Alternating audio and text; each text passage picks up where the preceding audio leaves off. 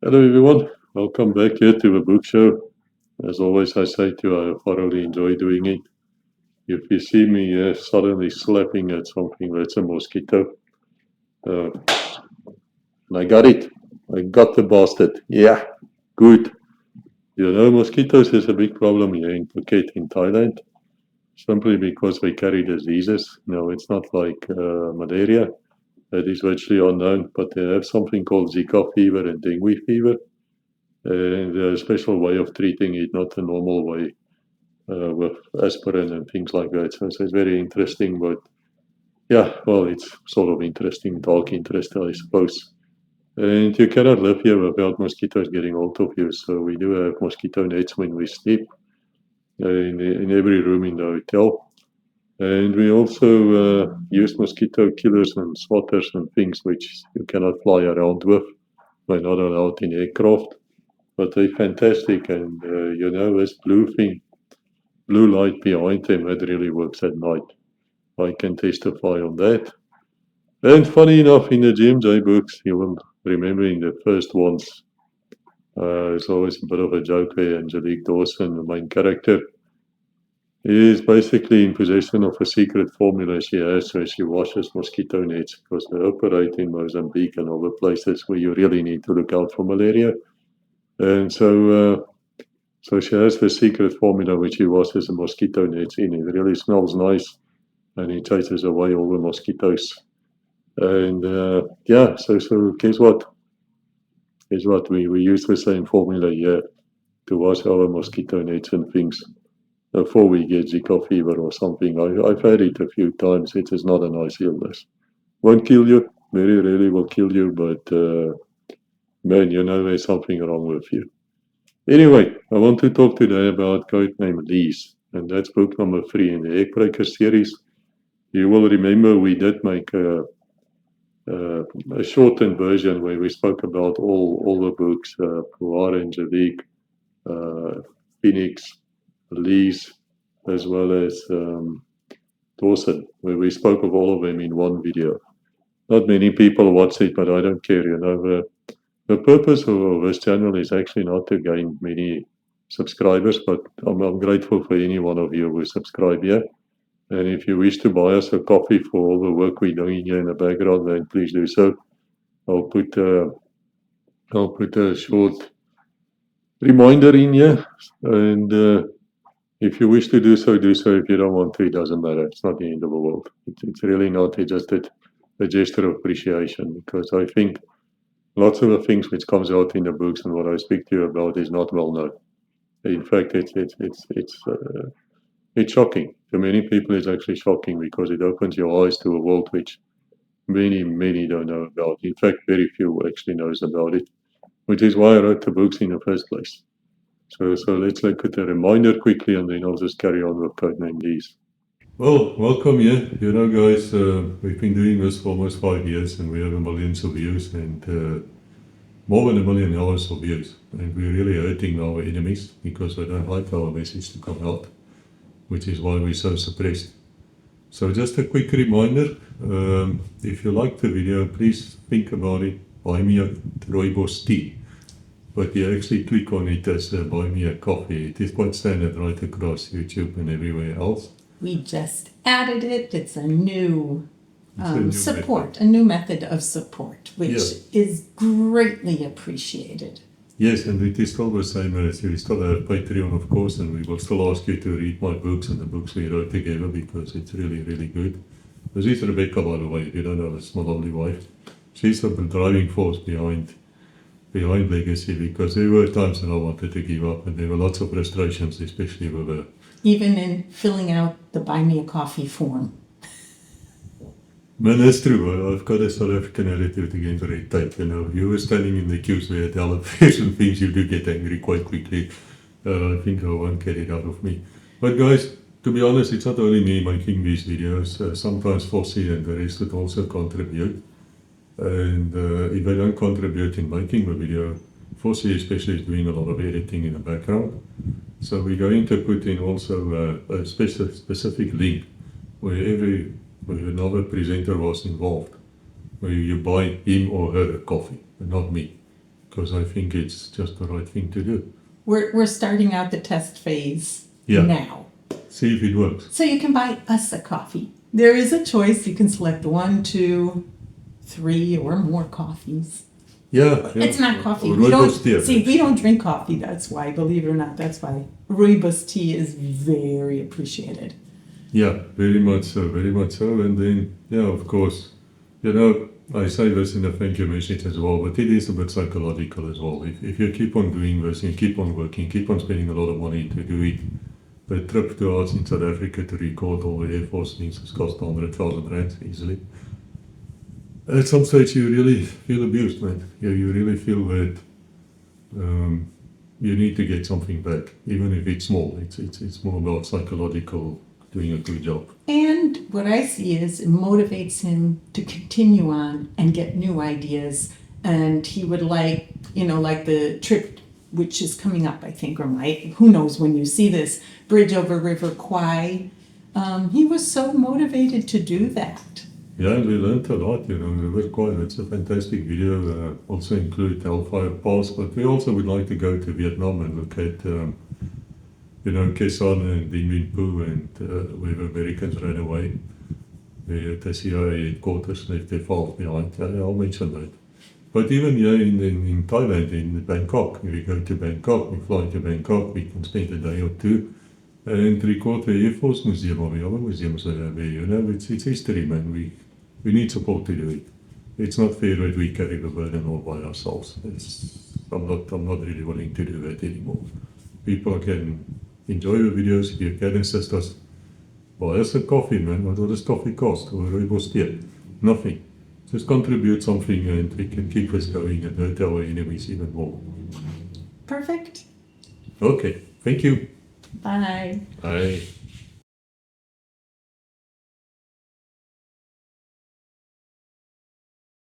Looking very American right now.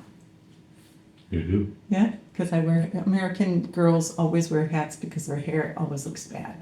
Like, you don't have to worry about your hair. No. Okay. Yeah, man, I must tell you, I have a funny wife. She's actually quite hilarious at times, the things she comes up with. And there is, of course, a book called after her, Code Name Lise 65. It was the greatest moment in my life when I first saw her and we met and fell in love immediately.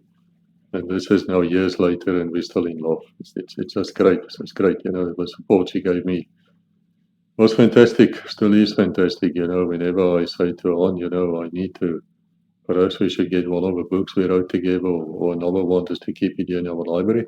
Because as you can see, there's not nearly 67 books here. And then she would just say, oh, Chris, you know what, use American Express, man, just get what you need to get. Cool, there you go. Of course, it's never abused. Anyway, Code Name Lise is a fascinating book because there's a couple of things which comes out on it. Now, remember, I don't write a book without reason. If I write a book, it's because I have some kind of a message to you, which I cannot give to you any other way, or I'm giving you a message to teach. And that's why the GMJ books are read by military academies here in the East. Again, how do I know that? Well, they contact me and we speak. And Lise was written, I think it was the fourth book in the series as written, but not in history. And history is right at the end. I've described that for you many, many times in videos. Why I wrote it like that? Simply because I felt that the message in the Eggbreaker War series inside the series is so important. Because as far as I'm concerned, South Africa has now changed. It's not a NATO-orientated country, although its training and weapon systems are totally NATO.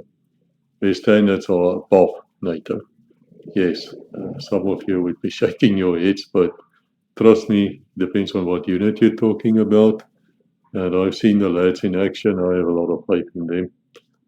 While a lot of you just go on TikTok or you go on Facebook, you see something there, now you jump to conclusions which are probably wrong. Also, with the Legacy Conversation channel, I do speak to members of both armies, SADF as well as SANDF, which is the new army, not that new, 25 years later, although new generation. soon you're going to see a new generation of officers coming through from the military academies. They were young colonels now, and they are praying and waiting every day for the old generals from the old system just to die out so they can take over. And then it's a matter of money. They can get the money, they can get the support from the public as well, not the hatred they have right now from certain elements, sad to say that. Then, yeah, and you know where they fought damn well. They fought well. They are still highly respected, but of course you will point out to peacekeeping missions, things like that. Well, you know, we're going to make an episode on Legacy Conversations, the main channel on peacekeeping, because peacekeeping is not the same as you experience in Angola or whatever other war you're involved in. Totally different mindset, totally different rules. Way too many lawyers involved. It's a shit show actually. There are some armies where if you actually participated in peace operations, you will never go operational in war. Why? Because you die. Because you don't have that mindset to kill. You don't have that suspicion in you. You're just there for a good time and show the flag, basically, and that's why they see their asses. But put them in a fight and let them fight and give them the support they need. You'll be surprised what's happening in northern Mozambique right now. Even though the support is not really there for special forces. But you know what? Let's talk about Code Name Lise. The name Lise in the books anyway comes from Foxtrot and Angelique's twins. They have twin daughters. In fact, Angelique in this book is now wounded. She's unconscious in France, being treated there. That's a story on itself. And later on, of course, she survives and she gives birth to two twin daughters.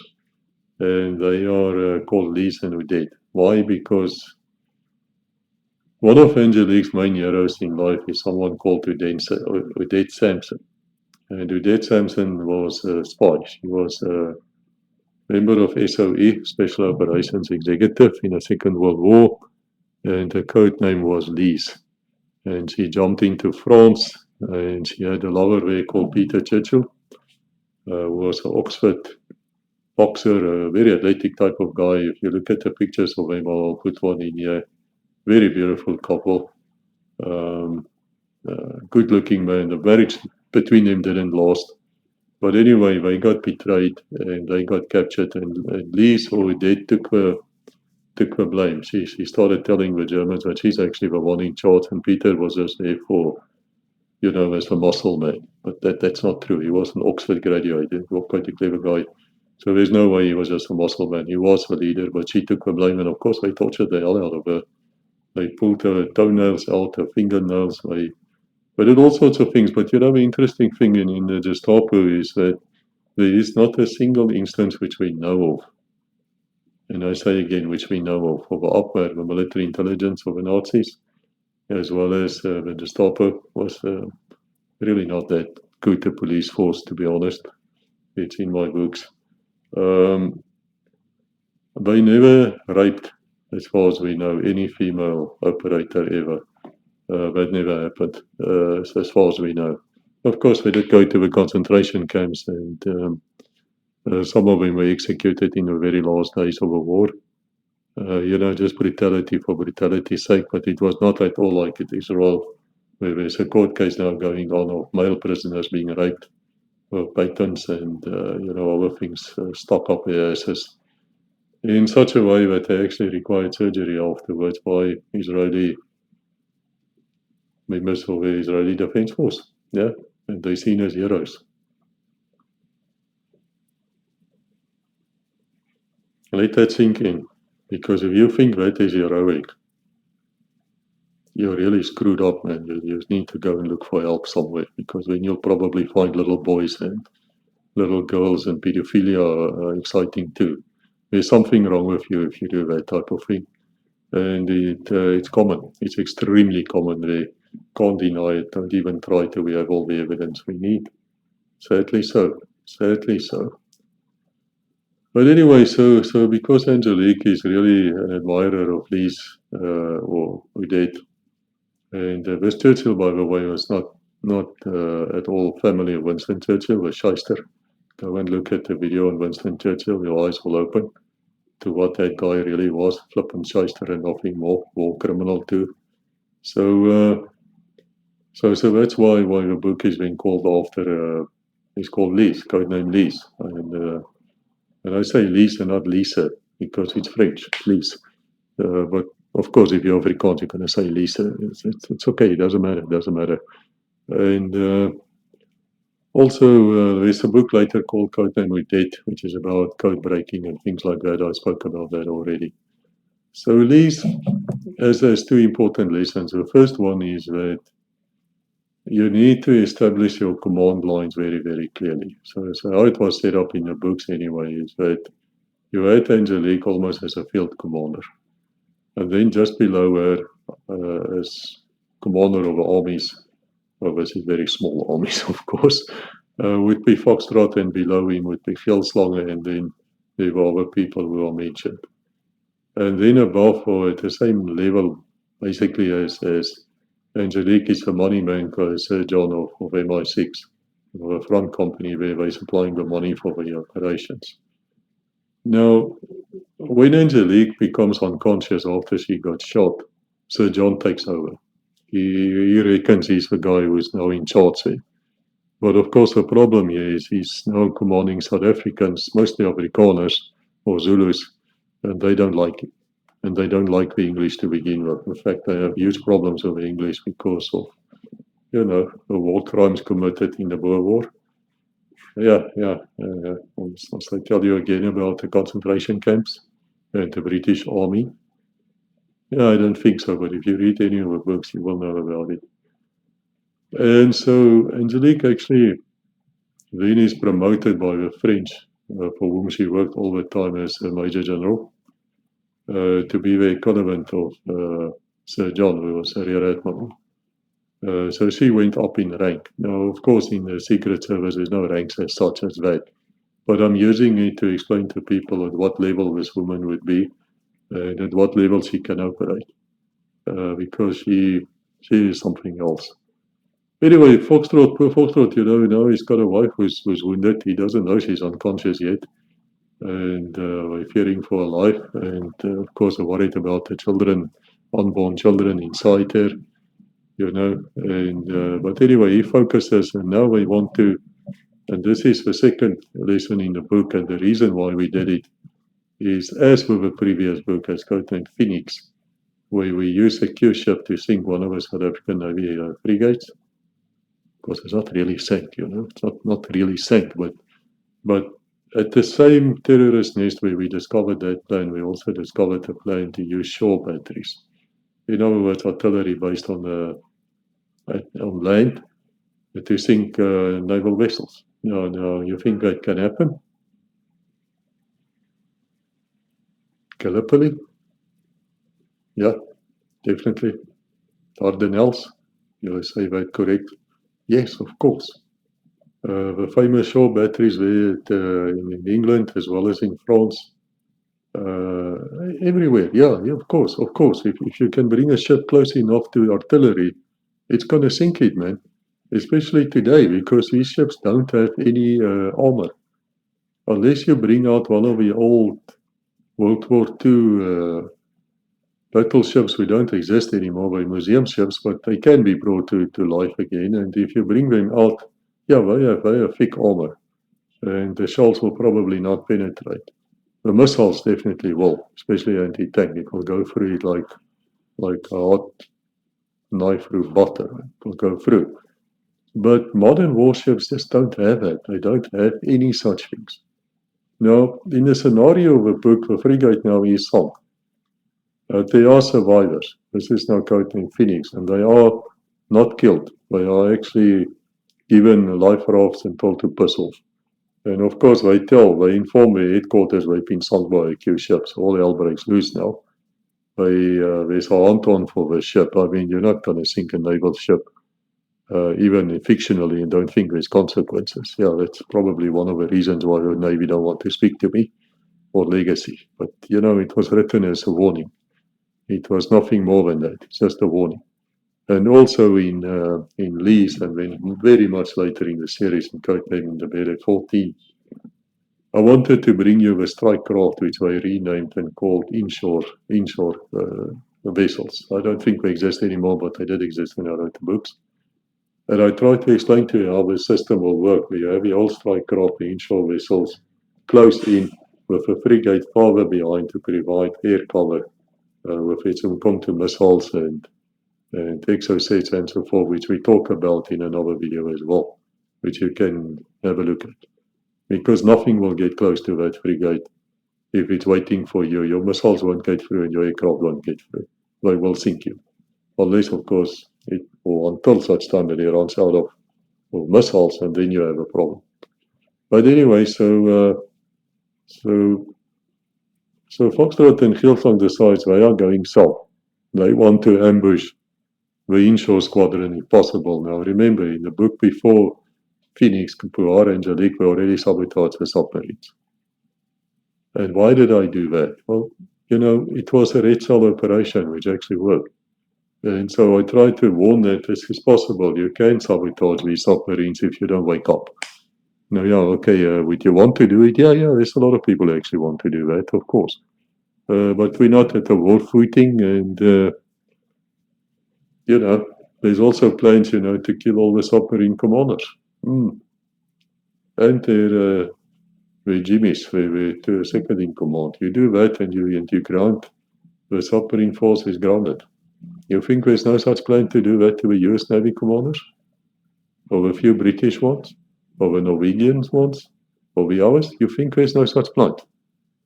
Yeah, my friend, you better wake up. Start listening to what I say to you.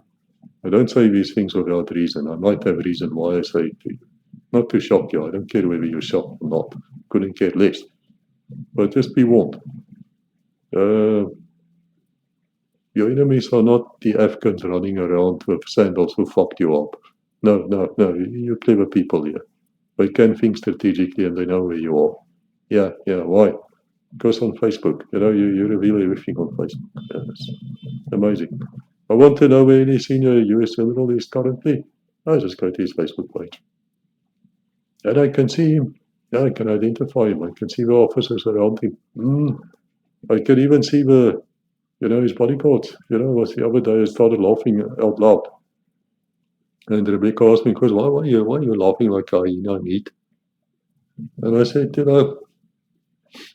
it's amazing to me. Yes, Secretary of War, except for what's his name? Yeah, that whatever. But he's at Hawaii. He's at a military base in Hawaii. And he's surrounded by, it looks like a Navy SEAL team who's out in the jungle, Man, they have everything with camos, the bandana, the chest webbing, machine guns, everything. They're standing there, they're protecting the Secretary of War. Tell me, why do the Secretary of Defense, War, why would he be in need of such protection in Hawaii? Hawaii, a state in the Union.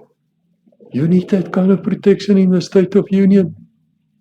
Whoa, you're either scared, you probably are, or you made so much shit that you are so scared now that you can't go anywhere else. I think it's the last. I think it's both. And as I said, talking to you today is the 2nd of December 2025. I understand that apparently and allegedly there's an investigation coming now. The US military, on the orders of its Secretary of War, has now not only sank these boats, which they say is narco-terrorism. There's no such thing in war, by the way. It doesn't exist.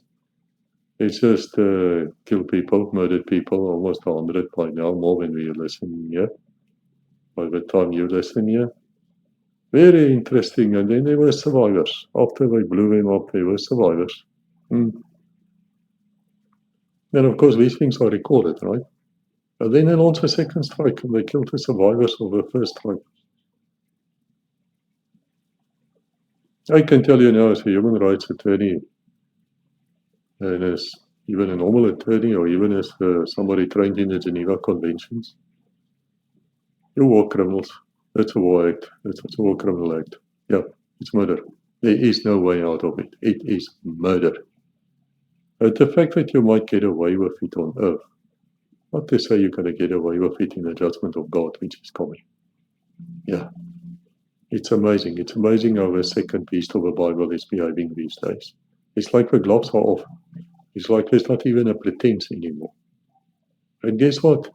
If you read Oath of Evil, and I always mention that book, why? Because it's important. Then you will find out that this was actually predicted. Yeah, it was predicted. In about 1967, 76 as well. The occult, the Satan worshippers, they wrote books.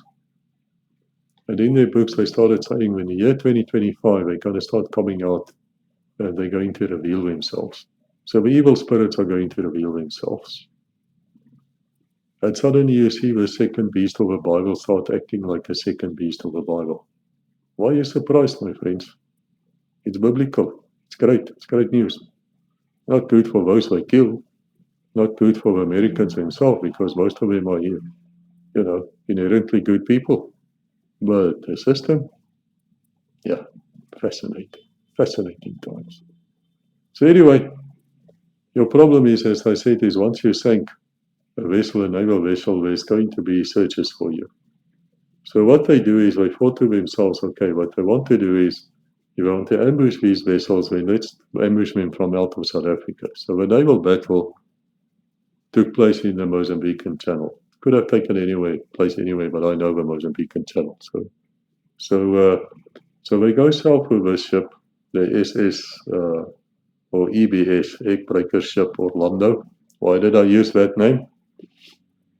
Well, my late wife Melissa was born in Orlando in Florida in the States. That's why I used it. It's an internal joke. So this figure anyway comes south, it crosses into northern KwaZulu-Natal and it anchors itself there on the beach. And Foxtrot and his men move south across the border there as well. And they start putting their artillery and everything on it and they empty that ship and they're waiting. And now the squadron of the South African Navy comes north because they found out that that ship they're looking for is standing there.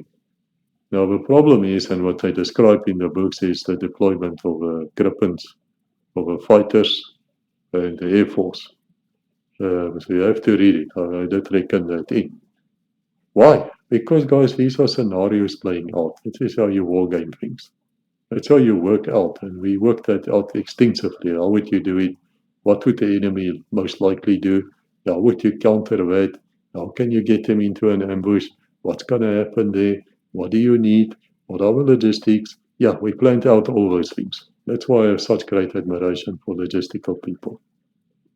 I don't really rate an MBA highly, not at all. I've seen very stupid MBAs in my life. But I can tell you, the guy stands up and he doesn't have an MBA, but he did a staff course of any army. And I mean, not the Lesotho army, you know what I mean. Yeah, I have great admiration for that guy. He knows more about logistics than any MBA will ever know. Yeah, end of story.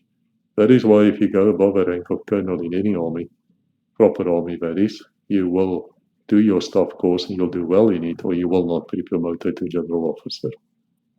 Unless, of course, you're one of those, hey, comrades, hey, you know. But as I say, comrades, we're going to disappear now. The age is going to get there. And then you'll have a young officers coming through who's loyal to what? The cancer? No. They're loyal to the Constitution. How do I know it? Man, I know them. I spoke to them. I speak to the current battalion commanders of some units. We're friends. We know each other. And I wish they would actually come onto legacy, but of course they can't because they still current. And I can't get the generals to agree to authorize these young pilots and young officers to come through because that will impress the hell out of you. You will change your attitude right here, right now, once you've spoken to them. But sadly, we're not interested. So anyway, to make a long story short, the squadron does approach. There is, I think it's a Galiciwe, which comes up, and The problem here also is that there's a Roy Falk in the air, which is a helicopter, and if you haven't seen Trevor Alston, the test pilot speaking about it on Legacy, please go and have a look. Tens of thousands of people that it's a fantastic beast of a machine. It is really in every single book of mine, wherever I can put a Roy Falk in, I do. Why? Because I want you to be aware of the weapon systems. Because most of you, if you're a foreigner here, you have no clue what I'm talking about. So we made these videos on the aircraft as well on Legacy, the main channel, and there you will see what a Roy Falk attack helicopter actually looks like. And it is a fantastic helicopter. It is better than your Apache. Yeah, it's better. It's quicker. It's better. But because of a lot of internal politics in the UK and other places, Australia, it was never exported because, the US has said to the Brits and the Australians, we've got an Apache. You don't take the Apache, we're going to be angry. And you are our little chihuahuas. If we speak, you must touch your toes. We want to do things to you. Yeah, and you got to enjoy it. And you got to say, yes, sir. Thank you, sir. It be pie was crap, sir. And that's what you did. But I have to say that Apache, the British one, the RAF one, or the Army, actually the Army, not RAF, well, they might have to.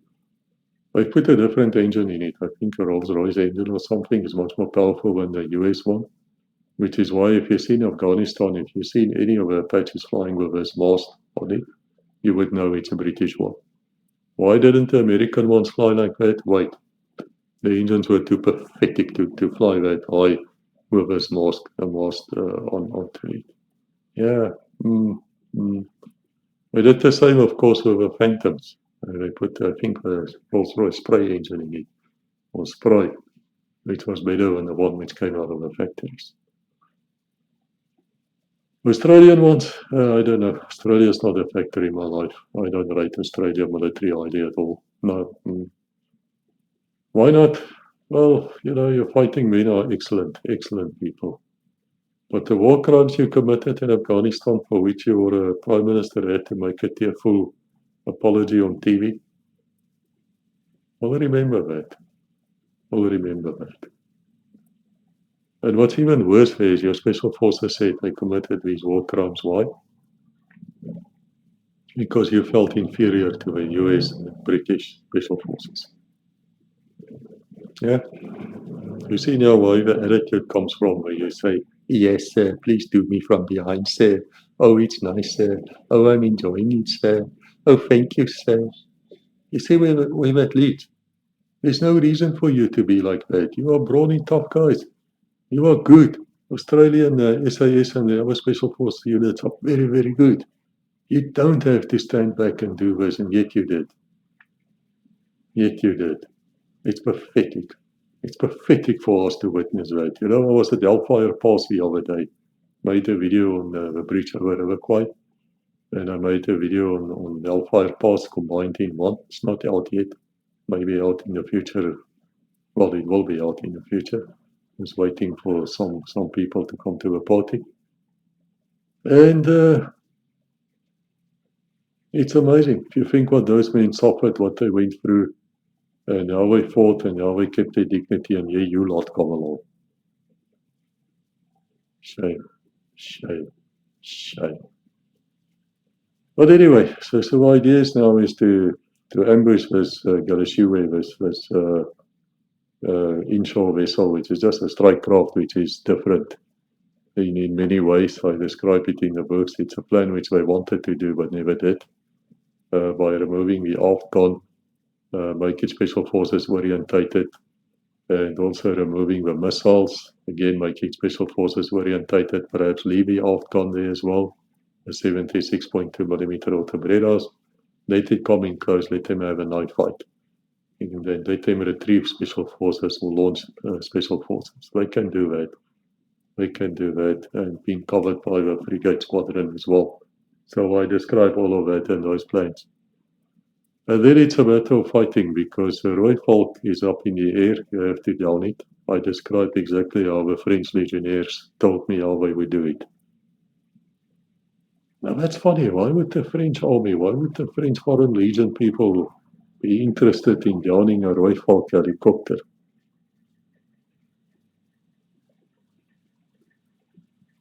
Well, perhaps South Africa is not a NATO-orientated country anymore. Perhaps South Africa is a BRICS country. And if it's a BRICS country, it's the enemy of who? NATO. And therefore, they need to understand how to deal with this helicopter. Would their plan have worked? According to them, and they showed me in a simulator, yes, it would work. It definitely would work according to them. Would it work in real life, man? I don't know. I don't think anyone has ever launched on a Rooivalk like that. And yes, you may be sure I told the Rooivalk people about it. Well, I sent a reporting. Did they act on it? I have no flipping idea. I don't know. I don't know. I really don't know. I have high respect for those pilots, by the way. I do know that electronic countermeasures on the Rooivalk is world class. And the other problem in life is that thing's quick. It's really quick and it's going to move.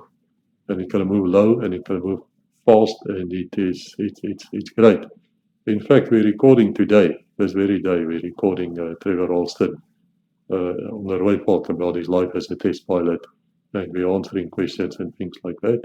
So I think that will be a very interesting episode as well. Once it comes out, you guys can go and look at it on Legacy.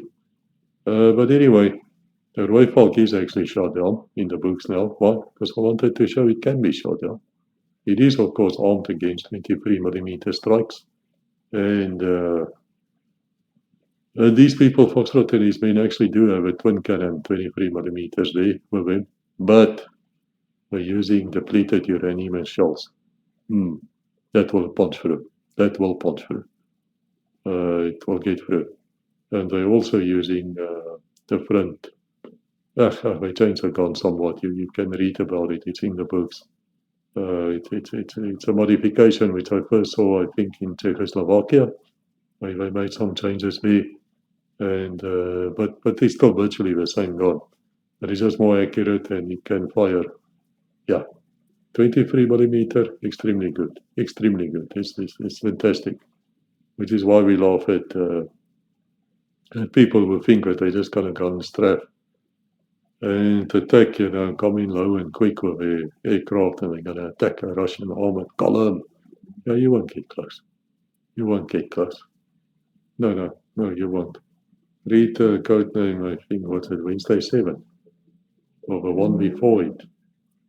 So I'll flash the name for you here because I can't remember now, but it's has to do with a shell cup, which is a 4-barrel 23mm gun, which I think, yeah, that's weight 101. Might be weight 101. I'm not too sure. I'll have to check.